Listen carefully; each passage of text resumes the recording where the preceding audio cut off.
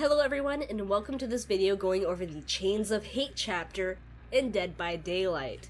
Now this is the PTB versions of these characters, so some of these things might change a little when it actually goes to the live build.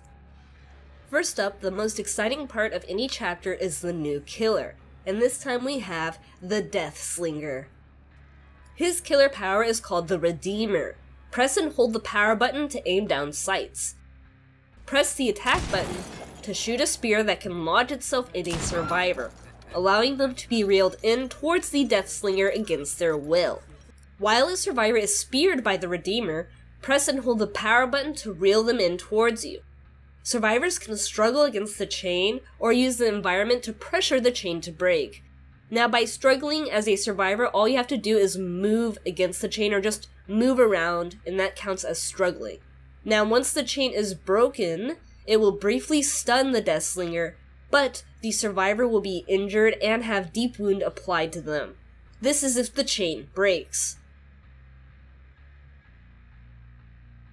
If the Deathslinger reels a survivor all the way to him, he will have to press the attack button in order to injure them. If the survivor is healthy, they will be injured and have the deep wound status effect applied. If they are already injured, then they will go into the dying state. So survivors better be careful because you can die.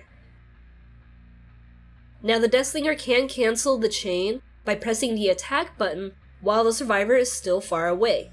Doing so will not stun the Deathslinger, but it will also not injure or apply the deep wound status effect to the survivor. If the Deathslinger is stunned while reeling in a survivor, the survivor will also not get the deep wound status effect or be injured.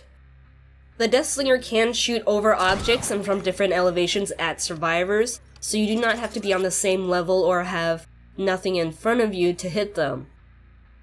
After each shot, the Deathslinger must reload his Redeemer. All you have to do is press and hold the active ability button to reload your weapon. And that sums up the Deathslinger's power. Now let's take a look at his 3 unique perks, which are Gearhead, Dead Man Switch, and Hex Retribution. Gearhead. After hitting a survivor 2 times with your basic attack, Gearhead activates for 35, 40, or 45 seconds. Each time a survivor completes a good or great skill check while repairing, the generator will be revealed by a yellow aura for as long as it's being repaired. Dead Man Switch. After hooking the obsession, Dead Man Switch activates for the next 35, 40, or 45 seconds.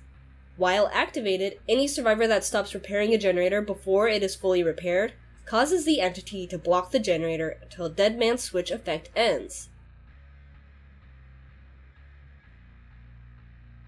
Affected generators are highlighted in a white aura. The killer can only be obsessed with 1 survivor at a time. And finally, Hex Retribution. Any survivor who cleanses a dull totem will suffer from the Oblivious status effect for 35, 40, or 45 seconds.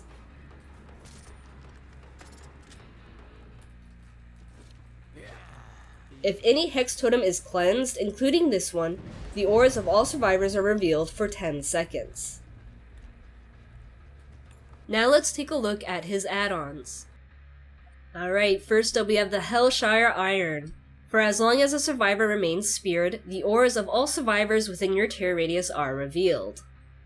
Survivors speared from at least 15 meters away are inflicted with the exposed status effect for as long as they remain speared. Barbed Wire. Moderately increases survivors' mending time when affected by the deep wound status effect. Bay Shore's Cigar. Considerably decreases the stun duration when survivors break free from a spear. Gold Creek Whiskey. Moderately reduces the terror radius while aiming down the spear gun's sights.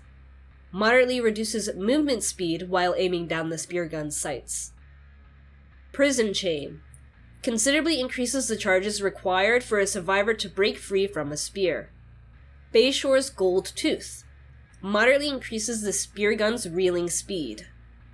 Honey Locust Thorns. Survivors who break free from the spear gun are inflicted with the Mangled status effect for 60 seconds. Tin Oil Can. moderately decreases the spear gun's cooldown after missed shots. Wanted poster. Moderately increases movement speed while aiming down the spear gun's sights. Warden's keys. Moderately increases the spear gun's reload speed. Chewing tobacco. Moderately decreases the stun duration when survivors break free from the spear gun. Jaw smasher. Slightly increases movement speed while aiming down the spear gun's sights. Marshal's badge. Slightly reduces the tear radius while aiming down the spear gun's sights. Slightly reduces movement speed while aiming down the spear gun's sights. Poison oak leaves. Slightly increases survivor mending time when affected by the deep wound status effect. Rusted spike. Hitting a speared survivor inflicts the mangled status effect for 60 seconds. Modified ammo belt. Slightly increases the spear gun's reload speed. Rickety chain. Grants 50% bonus blood points for speared score events. Survivors break free more easily. Snake oil. Slightly increases the spear gun's reeling speed. Spit polish rag. Slightly decreases the spear gun's cooldown time after missed shots. And those are all his add-ons. Now let's take a look at the new survivor, Zarina Kassir. Her 3 unique perks are Off the Record, Red Herring, and For the People. Off the Record. Once you are unhooked or escape from the hook, Off the Record activates for 60, 70, or 80 seconds. While Off the Record is active, your aura will not be shown to the killer and grunts of pain caused by injuries are reduced by 100%.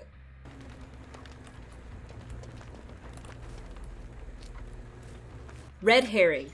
After repairing a generator for at least 3 seconds, it will be highlighted to you with a yellow aura. The generator stays highlighted until it is fully repaired, or you repair a new generator, or enter a locker. Entering any locker will trigger a loud noise indicator for the killer at the highlighted generator's location.